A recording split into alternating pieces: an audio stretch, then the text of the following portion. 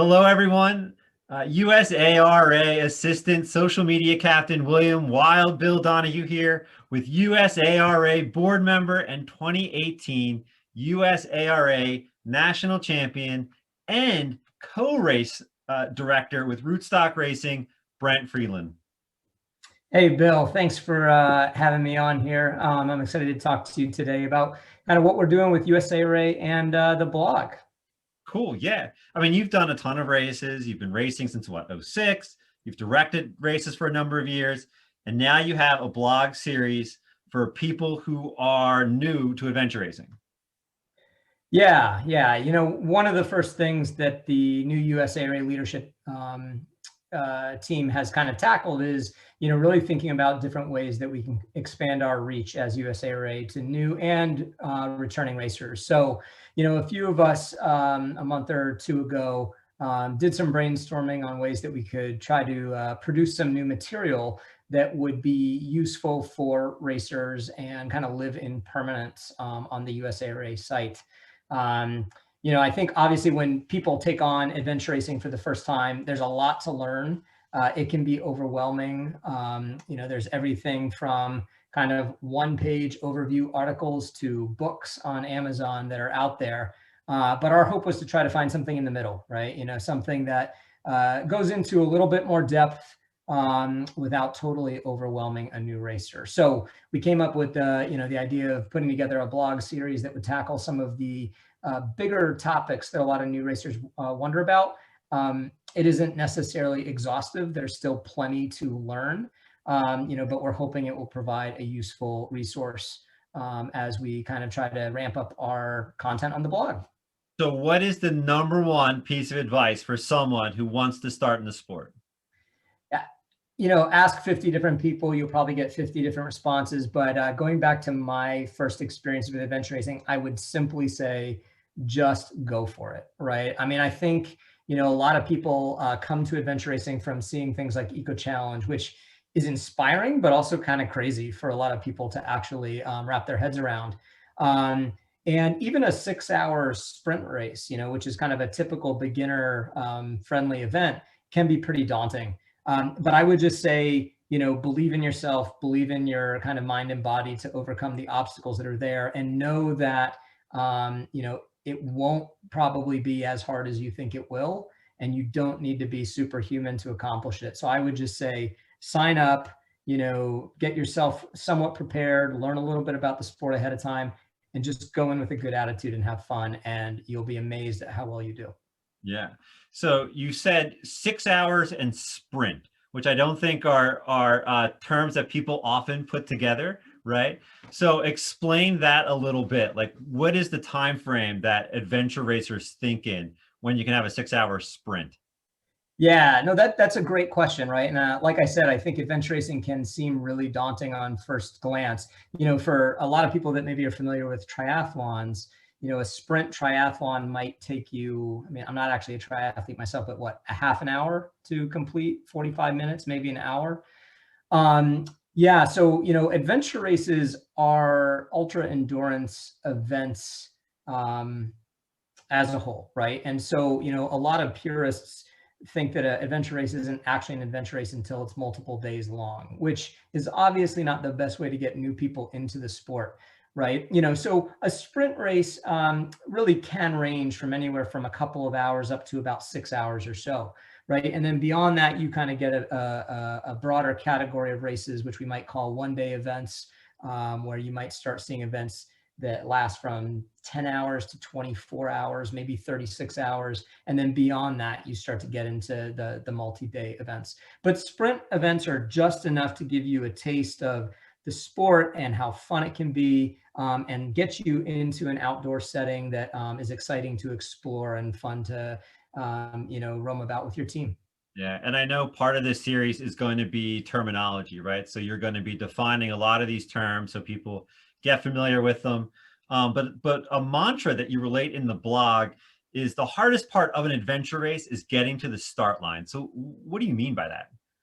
Yeah, and it's funny, right? Because like that's a mantra that I think is more common in expedition racing than shorter events. And, you know, to take the kind of definition of that, right? You know, to get yourself to an expedition race, a lot of racers are training for, you know, upwards of a year for that one event.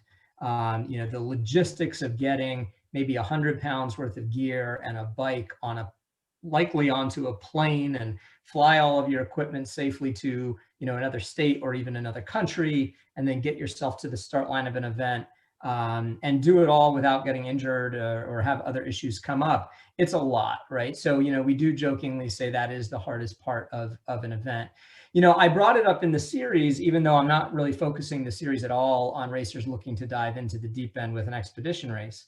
But I still brought it up because I think that, you know, those hurdles of just getting to the start line, right? So taking that initial plunge, you know, really kind of convincing yourself that you can do it.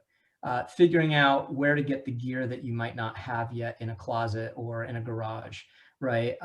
Figuring out how just to get you and your teammates and your bikes out to the start line. That can be pretty daunting for a lot of people. Just finding teammates is a huge hurdle for a lot of new racers.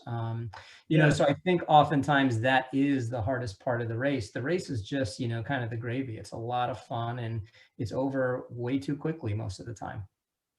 So what are some of the ways that people can go about finding teammates? Yeah. Yeah. So, you know, in an ideal world, you know, hopefully new racers have a friend, have a colleague, have a family member that likes kind of doing outdoor stuff, right? Or is the kind of person that'll just sign up for anything with a good attitude. But, you know, oftentimes it's not that easy, right? You know, so there are a few resources out there that I would really direct new racers to look into. So first of all, I would say find the local race that works for you, and email the race director, right? You know, oftentimes race directors have contacts and have other people looking for teammates, or know a more experienced team that might be a good fit and willing to take you on. There's also a great resource on Facebook. There's an adventure race, I think it's called Adventure Race Teammate Finder, that's on there that you can sign up for and, you know, post what you'd like to, you know, which race you'd like to find a teammate for, or go on to the local race director's site and also, you know, feel free to comment there that you're looking for teammates, and you'll often find someone that way. You know, back in the day, I went so far as to sign up for my first adventure race with a teammate that I found on Craigslist before Craigslist got really creepy and scary. And I wouldn't recommend necessarily that anymore, but I do know there are plenty of other, right, like kind of social outdoor kind of meetup groups and things like that.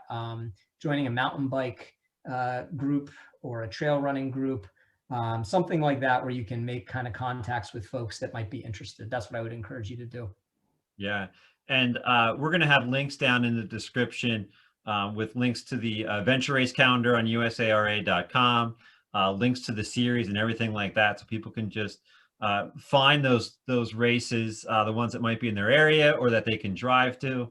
I mean, I've got a great story about trying to get to a start line at a race in Wisconsin that involves like canceled flights and missing bike parts. And it's a classic, but you know, just getting to that one that's only maybe an hour or two away can still be a nice little fun adventure. Definitely. Yeah. So what all does an adventure race involve? You sort of touched on it a little bit, but like the question that people have always asked me, like, is it like the Amazing Race? So what are the disciplines and then the gear? You mentioned the gear, right? So, you know, how do you go about sort of getting that stuff together and ready for these different things that are in the race? Yeah, no, that's a great question. And I hear the same thing you do, right? I think any of us that have been in the sport for a while, we always hear, oh, this is like the Amazing Race. And it isn't really like the Amazing Race, right? You know, I think being able to, I mean, we do it with a team. So there's a little bit of a comparison there. It's pretty adventurous. Sometimes you go to an exotic location if you're into expedition racing. But other than that, that's about where the comparisons stop, right? So, you know, I would really say that the core kind of foundations of adventure racing are that it's a team event, right? There are a lot of events that do allow solo races, but you know, at its core, adventure racing is a team sport, which is pretty cool. And then what's especially cool about that is, you know, kind of at the premier level, and you know, traditionally speaking, teams have to be co-ed, which really makes the sport quite unique. You know, I'm not aware of a lot of other sports where there's, you know, mixed gender teams competing. An average race typically will be broken into 3 primary disciplines, right? There's always going to be, you know, a mountain biking section. There's always going to be a running or trekking section. And there's always going to be something involving some kind of paddling, right? Now, the actual, you know, specifics of each of those legs varies widely. Even within a race, you might have a section that's more of a road ride, and then one that's more of like a technical trail ride, right? You might have flat water paddling on a lake. You might have whitewater paddling on a river. You could be in an ocean, right? Or some combination of all the above. You know, we talk about running and trekking, but, you know, in our sport, a lot of it really is more trekking, right? Oftentimes the terrain is too rugged to actually run on. It's too technical. You spend time off trail bushwhacking, you know, so there's that. There is a 4th key discipline within the sport, and that is navigation or orienteering, right? And so someone on your team, ideally more than one person, is quite capable of using a map and compass to navigate, because you're not allowed to use GPS, right? So, you know, I think that is kind of the basic definition of the sport. You know, the actual structure of a race, it's much like a triathlon. So the race is kind of broken down into segments, and those segments are organized usually around a discipline, right? So biking, foot, paddling. You might have, you know, 10 sections, all with one of those sports, right? Kind of defining it. But ultimately, right, the kind of key difference between this and a triathlon is it's set in the wilderness generally, right? Maybe not the true deep wilderness like of northern Alaska, because obviously most of us don't have access to that. But you're going to be out in like state forests, local state parks, national forests, you know, really kind of spending most of your time out in the woods, which is a pretty amazing experience to have with your teammates. The last thing I would just say is, if we're kind of defining the sport, I would just say, you know, adventure racing is really about a journey, right? You know, there's the literal journey of, you know, traveling from the start point to the finish point and hitting all the checkpoints in between. You know, but really the kind of thing that I think keeps bringing people back and hooks people once they've tried it is kind of the mental, emotional, and even spiritual journey that a lot of people go through, even in short events. You know, I think that those experiences magnify in longer ones, but you go through these just amazing personal journeys with your teammates, and it's pretty remarkable. It's tough, but it's loads of fun, right? You know, our sport is just, everything in it is fun. It may not always feel like it in the time, but when you look back on it, you see the amazing things you accomplish. It's really, truly incredible. I've done some interviews with some new racers, and that's what they talk about, right? Just this entire journey that they experienced. And one couple in particular, they came from like the CrossFit world and the obstacle course racing world. And we talked about those different disciplines. You know, they needed to get a mountain bike. They needed, you know, a backpack to carry stuff in. Boats, however, right? Boats are something usually the race provides. Correct. Yeah. And I mean, gear, you mentioned that earlier. You know, gear is, again, one of those kind of big barriers for a lot of people. And I would just say, recognize that, especially when you're starting out, you don't need to go out and buy the fanciest gear, right? It doesn't have to be the coolest, lightest, most expensive stuff. And, you know, honestly, when you start talking to a lot of experienced adventure racers, you find that, you know, they don't always go out and buy the most expensive rain jacket because they know it's going to get destroyed, right? So, you know, it's not always what you'd think. Also, right, you know, it depends on what kind of race you're lining up for. So if you're really starting off, as I would encourage a lot of beginners to do with a more beginner-friendly event, kind of a shorter event, the gear requirements are not that intense, right? And you can kind of, you know, usually scrounge together most of the stuff you need and go out and spend 20 or 30 bucks for things like a whistle or a space blanket or something like that. You know, bikes are the big thing, I think, usually for most adventure racers. I often encourage new racers to, you know, borrow a bike for their first race. Make sure you like the sport before you go out and, you know, drop hundreds of bucks or maybe more on a bike. yeah, you don't need to go out and buy the most expensive bike right away. So borrow things, right? Try to find cheaper kind of short-term solutions. Figure out what the more experienced teams are actually doing before you just run off to REI or something and, put your credit card down and buy a lot of expensive gear, because it may not be the right gear in the first place. Yeah, and mountain bike is still like the go-to, none of the gravel bikes or anything like that. Yeah, and there's a lot of discussion and debate over that. There are occasionally events that will allow people to bring different bikes, but honestly, as a race director myself, and I totally respect why some racers want more flexibility. But as a race director myself, we know that a lot of the best adventure racers have spent 20 years building up their arsenal of gear, right? And so they literally have, a different bike for every kind of surface possible. And if I give those racers a choice, it gives them even more of an advantage than they might have otherwise had. So I know for us at Rootstock Racing, we really stick to the mountain bike requirement to try to keep a little bit more parity in the sport, right? Trying to respect that new racers aren't going to have 5 different bikes to choose from for every event that they go to. So we do it for that reason in particular. Yeah. Yep. Now, when I got into adventure racing, I had a mountain bike. I'd been a runner. I'd had myself in a whitewater kayak and in a canoe and all things like that. The one thing I'd never done before is the navigation. Yeah. So, I learned trial and error, would read books like Squiggly Lines and everything like that. What's your suggestions for those people who've, never picked up a map and compass before, especially in the world of GPS? And how do you learn that skill? Yeah, that I think is kind of the $1 million question, right? And I think a lot of new racers don't really truly appreciate how important that skill is, right? You can be the fastest, fittest, most accomplished mountain biker, most accomplished paddler, show up at an adventure race and finish last because you're racing against teams that have been out in the field practicing navigation for decades, right? And that experience is irreplaceable, right? So I think that you've got to get out there and actually practice, whether that's just going to adventure races and starting that way, or a lot of people will try to find a local orienteering club, right? Local O clubs, as we call them, they're all over the country. They run events, not necessarily every weekend. It depends on which club you're affiliated with, but some of the bigger ones literally have events almost every weekend from maybe March till November, at least in the kind of Northeast. And they run a host of courses, right? So they'll have courses really aimed at beginners, and they'll have a slate of races in between that to kind of long advanced courses for more advanced racers. So they're relatively cheap and affordable.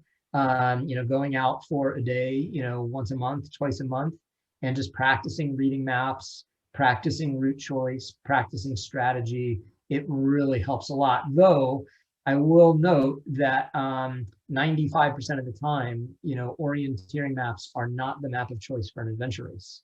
So a lot of orienteers sometimes do get frustrated because they're used to working with these incredibly detailed maps that you get at an orienteering meet. And then at an adventure race, you're working with kind of government produced maps that are sometimes 40, 50 years out of date without much detail on them. So, there's different skill sets there, but still, I think doing that. The other thing I always recommend is go to your local park with a map, whether it's the local park map, or if you have the ability to get a topographic map of the park, go out and just practice kind of navigating on your own, right? Set targets for yourself and try to do it without looking at your phone or GPS, maybe use those things as backup. But it's all about experience. Squiggly Lines and other books are great resources, and I highly recommend looking at them and reading them and really studying them, but they're not going to replace the practice you need by just getting out in the field. And a lot of state parks will have a set what's the word I'm looking for? A set O course. Yeah. And they have that orienteering map that you can get. And if you get a topo map of that park, you can kind of put them together and say, okay, this is what an orienteering map looks like getting to where I need to go. This is what that same thing looks like on this topographic map, and start to see what this stuff means. Yeah, absolutely. Yeah, those permanent O courses are great. Yeah. Permanent. That's the word I was looking for. Yeah, that's what they call it. Yeah. You're so smart, Brent. I'm so glad you wrote this blog and not me. It's just experience, and you've got plenty of it too, Bill. I've been around a little bit. Yeah, yeah. Cool. So, yeah, this is going to be a series of blog posts that'll be available on USARA.com, right? There's the getting into it with some terminology. Yeah, and we've got right now, the plan is, it started as a 5-part series. It still basically is. A couple of the articles we're dividing into 2. Like I said at the beginning, there's so many other things we could go into, right? We could do, deep dives on training and nutrition and things like that. We're not doing that with this series, but we do hope to explore some of that kind of content as well through the blog, whether it's me or someone else writing it. But for this one, there's kind of just like a basic how to get started, which is already posted. And then we've got kind of 2 different articles about terminology. The first one is really just kind of a general overview of the sport. And then the second one is actually kind of a fun, basically glossary, right? To like really specific terms you're going to see. Doing an article about gear, right? With some commentary on an actual gear list that you would find at a race. And then a 2-part series on skills, right? Which is kind of focusing on what you can do to get into the, kind of the running, biking, paddling, and navigation specific, sports that are required in event racing. There's a little bit of training in there, but it's more kind of like big picture. Here's what you can kind of expect and what you should be ready for. And then kind of a final article just on basically what happens leading up to the event, right? Like week of and morning of, because even that, really kind of getting to an adventure race, knowing what you're going to see morning of makes a big difference. If you show up to a race having no clue, it's going to be much more overwhelming and probably impact your race, right? But if you go into it having a good sense of what's coming, you'll have a more successful morning, and that will translate to your enjoyment of the race. So that's the plan. I'll tell you what, I want to know more about your kind of day of tips, but I want to go for a run right now. So can we do this again in a little bit and get that posted for people? Absolutely, for sure. No, and thank you for taking the time to this conversation, and I hope folks find the series useful for those getting into the sport for the first time. Yeah, and I'll tell you what, even someone like me who's done a few races, always pick up a couple nuggets when I get to talk to you and some of the other people with a lot more experience than what I've ever done.